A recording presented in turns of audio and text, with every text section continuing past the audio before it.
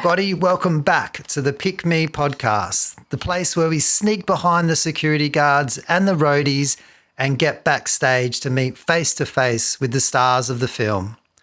Today, I'm super excited and honoured to be joined by Cesar Diaz, who stars as Guitar Gandalf. Welcome, Cesar. Hey, everyone. Happy to be here. Awesome. You starred as the role as Guitar Gandalf in the film.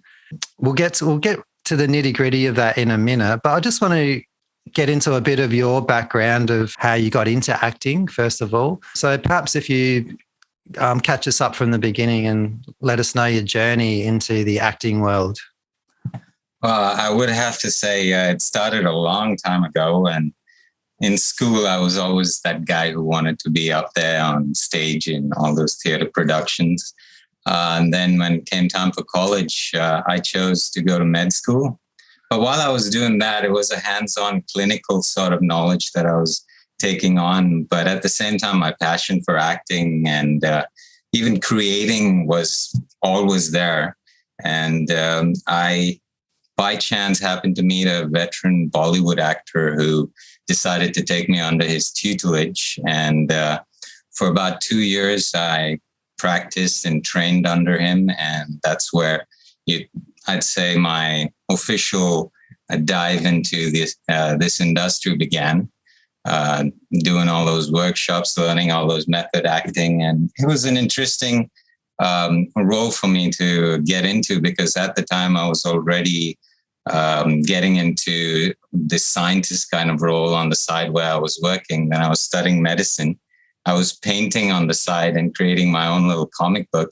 And there suddenly this door opened and I walked right through it. And that was where I first started. But then as things would have it, life just throws you a few other bones and you decide to go with the flow. And here I'm in Australia.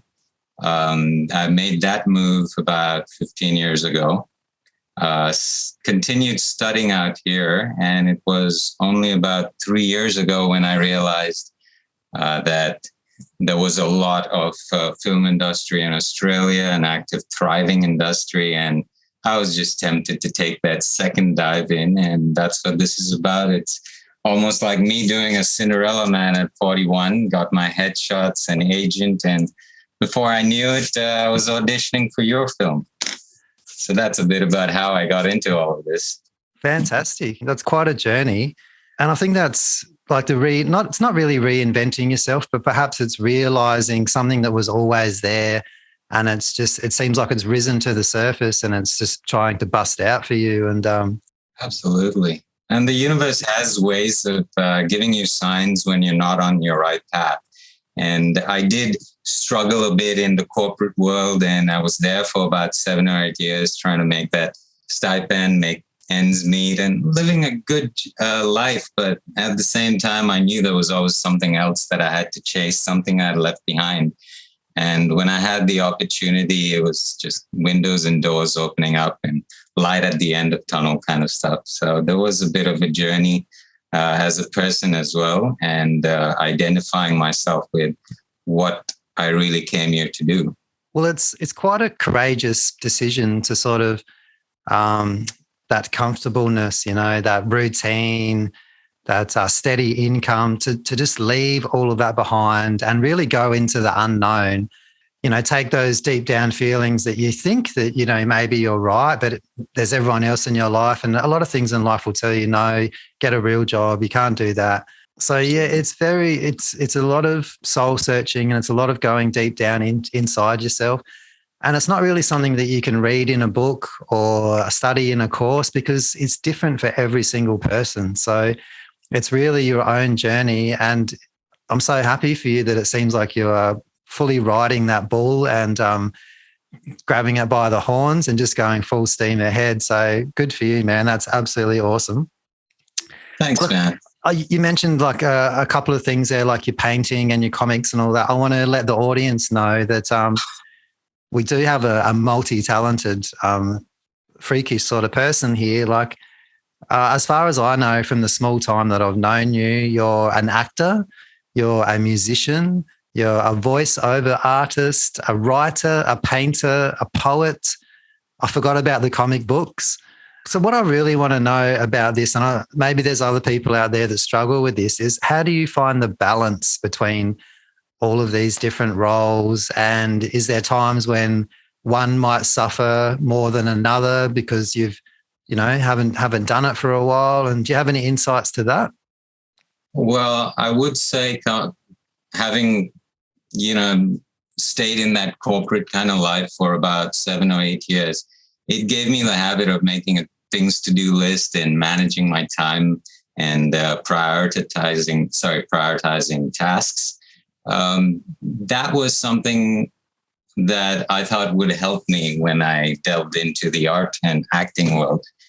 And it so happened that when I started getting auditions, when I had that contract for a comic book that I'm working on now, I found myself doing the same thing, making those things to do lists and those prioritizing all my time and my tasks. And I realized that maybe it was time I let go of all those old habits and just go with the flow. And it really helped out. It's sort of like when you make a things to do list, a lot of people will tell you that's the way to go, and you start your day and you prioritize, and it works for a lot of people. But when it came to me, I think it was more of a stress factor. You'd look at your list and you'd say, oh, when am I going to reach the bottom of that? And then you start realizing, all right, let me just chip at it one bit at a time. I started off with this like list of 30 things to do last about 6 months ago. And only in January, I looked at it again because I decided I'm not going to keep looking at that list, ticking things off. I'm going to do it differently this time. I'm going to be, like Bruce Lee said, I'm going to be water and just flow the way it meanders. And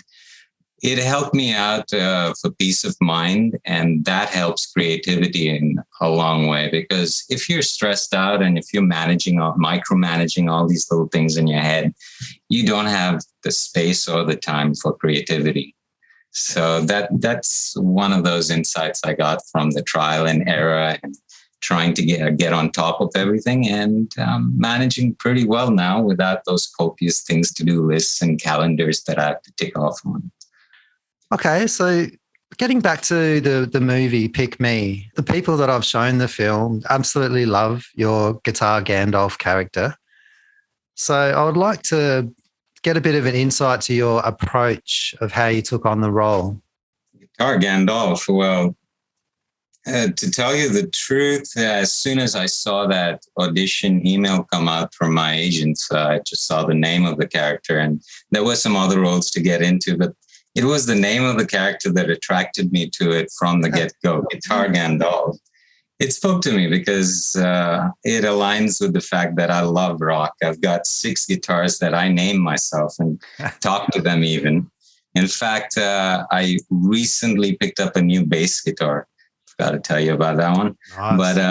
But so getting it back into the music. So Guitar Gandalf was definitely that spirit of rock, the 70s. It was a lot of that I emulated as a kid. Even growing up in the 90s, I was listening to 70s music, Jimi Hendrix and Led Zeppelin and CCR. Yep. So all of that, just looking at Guitar Gandalf and the fact that I'm a big Lord of the Rings and fantasy world fan, it brought both those worlds together. And I was like, oh, this is going to be fun. And the other reason why I definitely dived straight in and said, hey, I'm interested in this role is because as an actor, I've always found it easier to emulate those darker aspects and those darker characters, the darker emotions, anger, regret, fear, and all that. And I'm sure a lot of humans are able to bring those emotions out a lot easier than they can smile, laugh, or make people smile and laugh.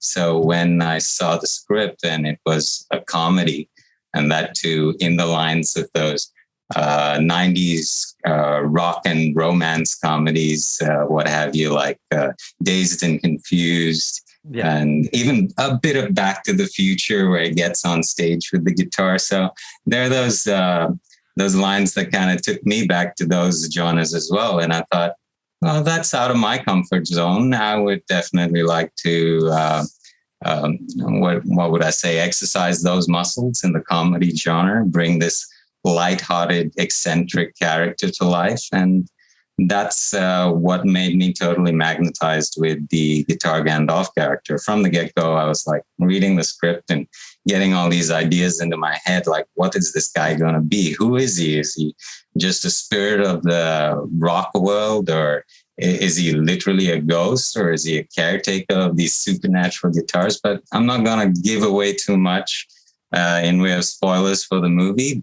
And that's what drew me towards the character. That's awesome. And it was funny because right from I was looking at the audition tapes a bit earlier on, and I could see that you had the guts of the character was already there only after reading the script a couple of times. And the character I had it in mind a little bit different than the direction we ended up going. It was more of a military drill sergeant type character that was shut off from his past, kind of like a veteran sort of mentality where they didn't want to talk about the stuff that had happened, and they were, sort of obnoxious and hard to approach because of that reason. But after even during the audition, we totally switched the character around into more of a guru type mystical character. And you had a lot to do with that, even right up to the days of shooting. You would do different takes and you would approach the script a bit differently. Like, for instance, there was "How can I help you, son?" Right? Because once again, it was supposed to be that military, like talking down onto the Sam character who comes into the shop. Yeah. Whereas you switched it into "How can I help you, my little bro?" And just little things like that piled on top of each other really turned the Guitar Gandalf character into something that we'd never imagined right at the beginning. And I think this worked brilliantly because you were able to go right inside it yourself and then develop the character around you rather than the opposite of having a set thing there and then trying to adapt yourself into it. So I absolutely love the experience of being on set with you and seeing what you would, the different takes that you would throw out. And also there's no real precedent for this Guitar Gandalf character. I can't really think of another movie that there is a strict, we'll just copy that and then that'll be fine. GG is a real original character. So was that a hindrance or was that beneficial to you as an actor to have that unknown or the unlimited, what do you think about that?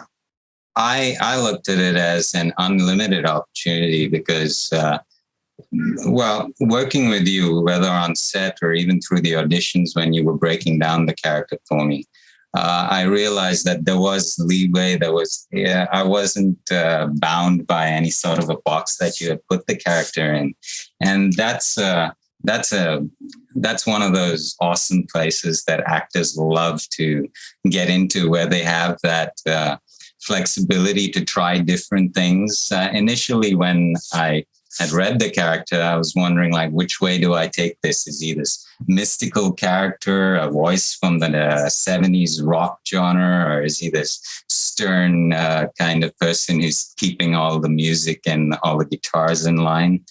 And I think what I went with was I was trying to emulate all those great rock gods of the 90s all the way back to the 70s. And I kind of saw the aura of Mick Jagger, the way he moved, and that sort of aura of Mick Jagger, or even the character of Matty Matt in Dazed and Confused, where he's like a bit older than the rest of the cast, but he's still able to flow and gel with them very seamlessly. And so those are some of those influences I had at the back of my head. And like you said, that creativity or that creative process was unhindered. And in fact, there was inputs from your side as well. And that definitely led to creating this overall character called Guitar Gandalf. So it all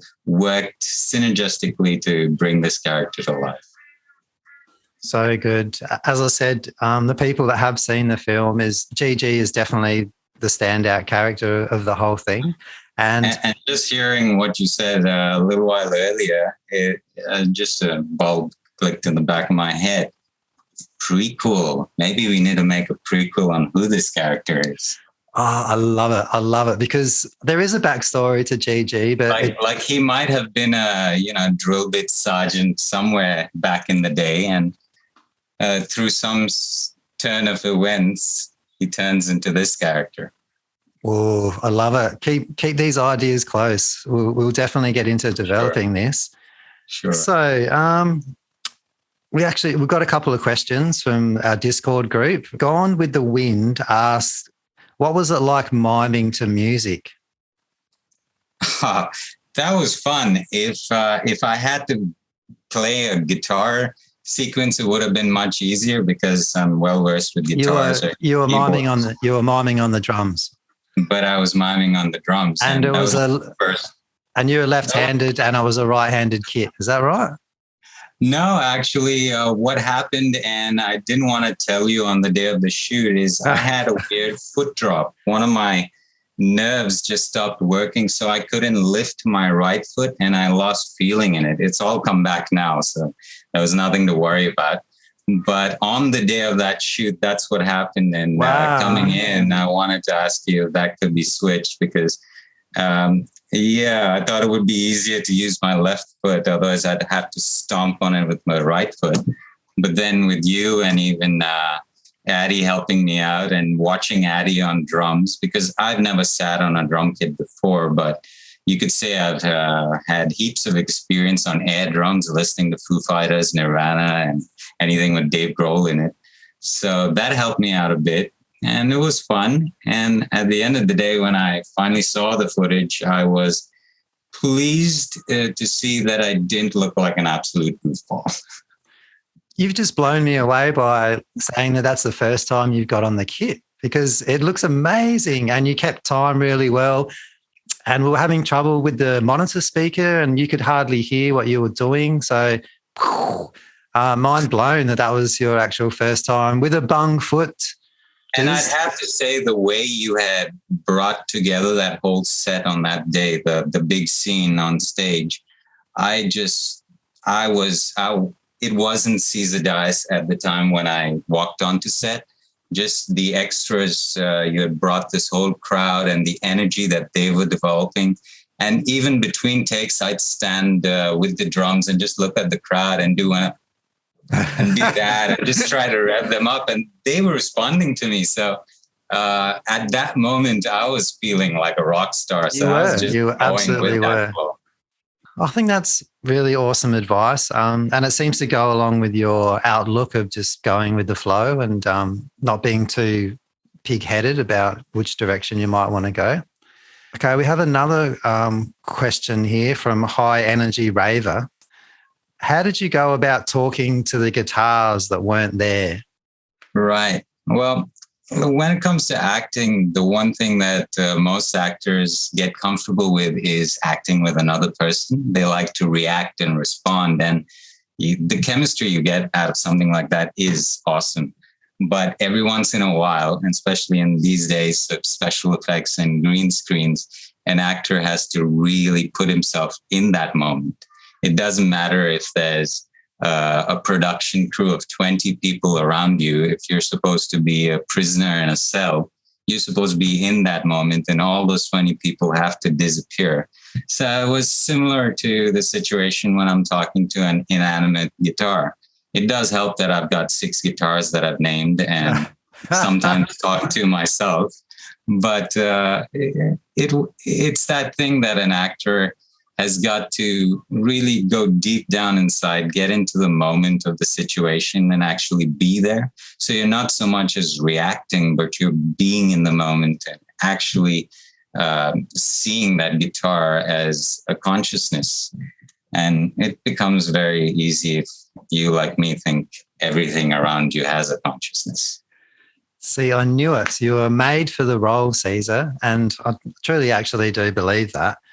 So that's all the questions that we have. I guess we'll wind it up here, but I just want to say that on the days of shooting and also in pre-production that you've just had such a great energy and such a positive vibe. Everybody immediately sort of fell in love with you and sort of looked up to you on the set.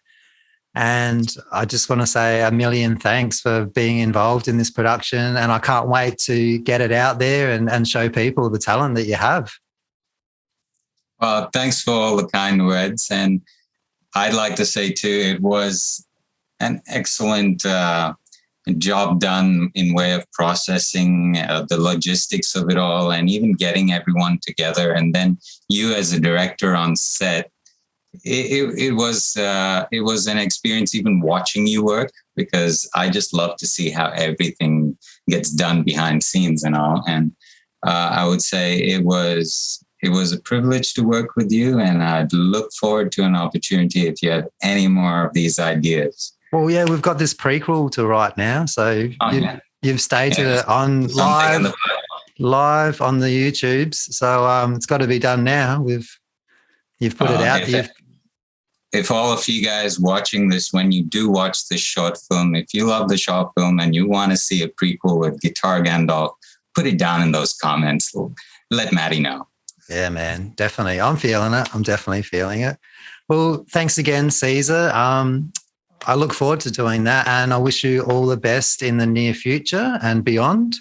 I'll put your social details and that in the description so people can track you down and ask you more questions.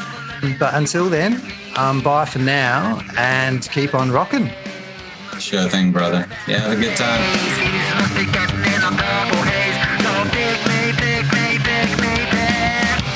I gotta get home to feed Bubbles.